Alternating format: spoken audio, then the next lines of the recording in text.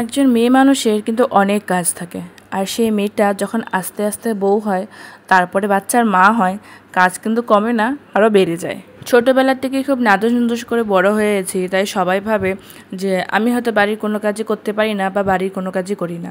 মেয়েবেলাতেও যখন কেউ আমার বাড়িতে আসতো আর যদি ধরো আমি ঝাড়ু দিচ্ছি, তাহলে তারা জিজ্ঞেস করতো তুই ঝাড়ু দিতে পারিস, বা আমার মাকে বলতো ও ঝাড়ু দিতে পারে, বা কোনো সময় যদি রান্না করতাম তাহলে ও জিজ্ঞেস করতো ও রান্না করতে পারে।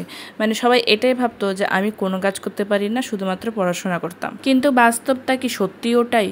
বাস্তবে কি একজন মেয়ে মানুষ হওয়ার পর আর তারপরে সে বড় হওয়ার পর একজন মিডল ক্লাস ফ্যামিলিতে তার সবসময় কোনো কাজ না করে মানে এমনি ওঠা বসা খাওয়া দাওয়া করে দিন কাটানো কি আদৌ সম্ভব? আমার তো মনে হয় না। বিয়ের আগে থেকে আমি যেরকম টুকটাক কাজ করা, যেরকম হচ্ছে বাসন মাজা, তারপরে হচ্ছে ঝাড়ু দেওয়া, তারপরে হচ্ছে টুকটাক রান্না করা, এগুলো কিন্তু করতেই পারতাম, কিন্তু মানুষের বিশ্বাস হতো না। আর যাই হোক, তারপরে যখন বিয়ে হলো, তারপরে যেন কাজগুলো আরও বেশি করতে পারছি আর কি, আরও বেশি ভালো মতন করে করতে পারছি, আর এখন তো সবই প্রায় করতে পারি।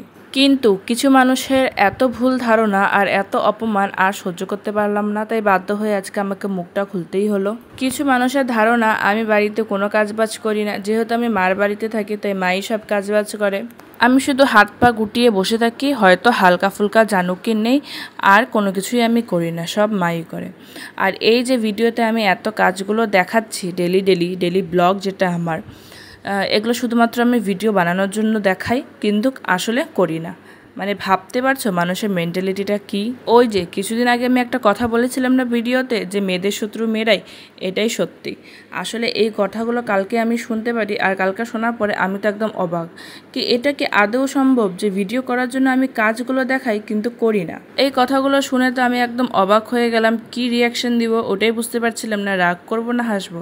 কিন্তু এখন যখন কথাগুলো মনে পড়ছে, সত্যি খুবই হাসি পাচ্ছে। মানে সত্যি এটা কি আদৌ সম্ভব যে আমি কাজগুলো হচ্ছে দেখাই কিন্তু করি না? দেখো, মানুষের অভ্যাস পিছনে লাগা, সে যদি নিজেদের মানুষ হয় বা আমাদের চেনা পরিচিত হয়, তাহলে ওদের বেশি কাজ এটাই, তারা নিজেদের কাজ করুক, আর আমার যেটা কাজ আমি ওটাই করি। একজন বাচ্চার মা হওয়ার পরে এটা কোনোদিনই সম্ভব না যে একজন মিডল ক্লাস ফ্যামিলিতে তুমি জন্মগ্রহণ করে যে সারাক্ষণ হাত পা গুটিয়ে বসে থাকবে। আমাদের বাড়িতে তো আর 4-5টা কাজের লোক নেই বলো, যে আমি হাত পা গুটিয়ে বসে থাকবো আর আমার সব কাজ ওরা এসে করে যাবে। মানে কি যে বলি, কালকে এই কথাগুলো শুনে আমি একদম অবাক যে কি বলছে এরা।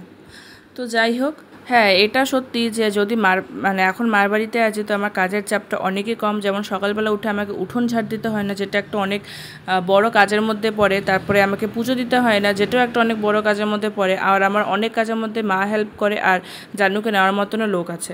Good morning, welcome back to my new blog. তো দেখতেই পারলে সব আশেপাশে শেষ করে সুন্দর করে স্নান করে এসেছে, জানু উঠে পড়েছে। কে উঠে পড়েছে? উলি বাবালে অনেকক্ষণে উঠেছে। স্নান করতে গিয়েছি না, এসে দেখি যে জাগনা। এটা কে উঠে পড়েছে?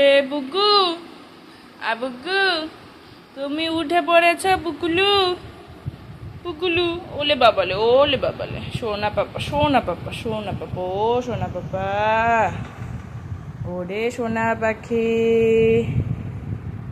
উঠবে এখন। নিচ্ছি সোনা, নিচ্ছি বাবা। এদিক দিয়ে জানলা খুলে দেই। এই জানলা খুললে না জানু বেশ জানলা দিয়ে তাকিয়ে দেখে, বেশ দেখেছে মুখটার কি অবস্থা। সারা রাত্রি দুধু খেয়েছে না, মুখটার কি অবস্থা হয়ে গেছে বাবা। জানো আজকে না খুব গরম দেবে, নাম্বার মোবাইলে মেসেজ আসছে। হ্যাঁ খুব গরম দেবে আজকে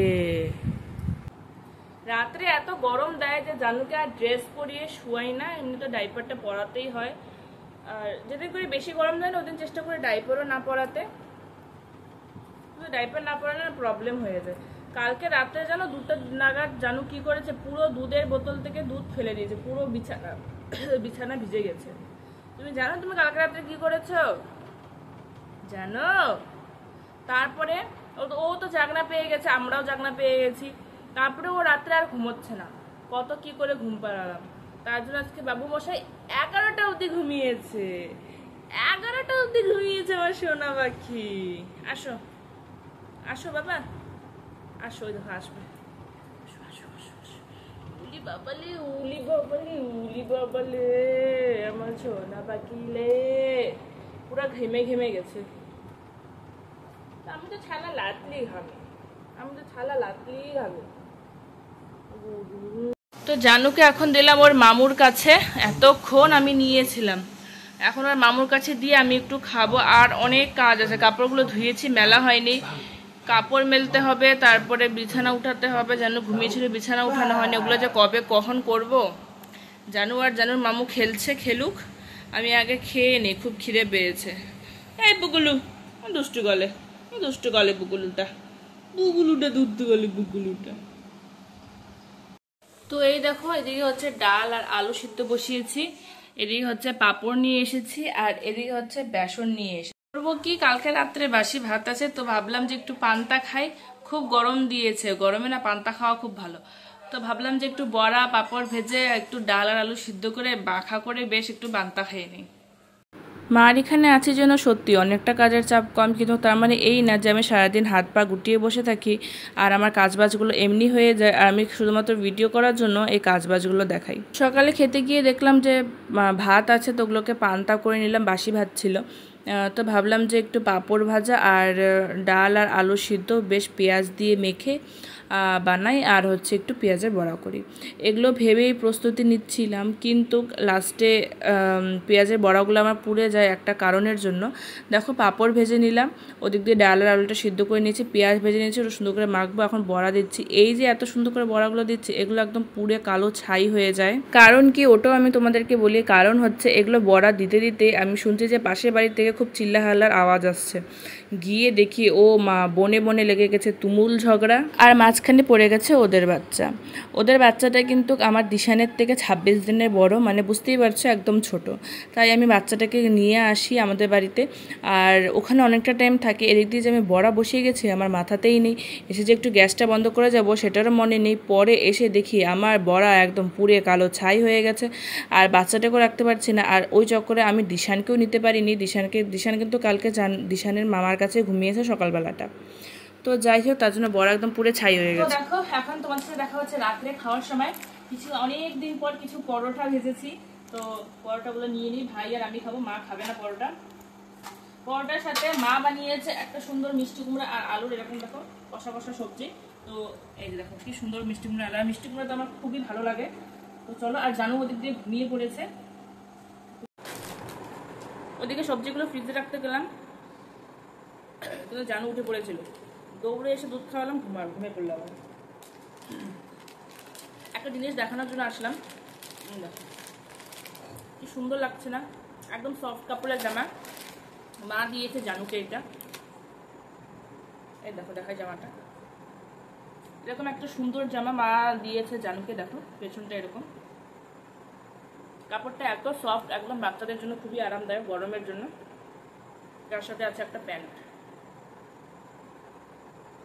প্যান্টের ডিজাইনটা কত সুন্দর, দেখো খুব সুন্দর একটা জামা হলো জানো। তোমরা বলো জামাটা কেমন লাগলো। আর আজকে ভিডিওটা এখানেই শেষ করছি। ভিডিওটা ভালো লাগলে লাইক কমেন্ট শেয়ার, নতুন হয়ে চ্যানেলটাকে সাবস্ক্রাইব করে পাশে থাকো। রাখা হচ্ছে তোমাদের সাথে অন্য ব্লগে।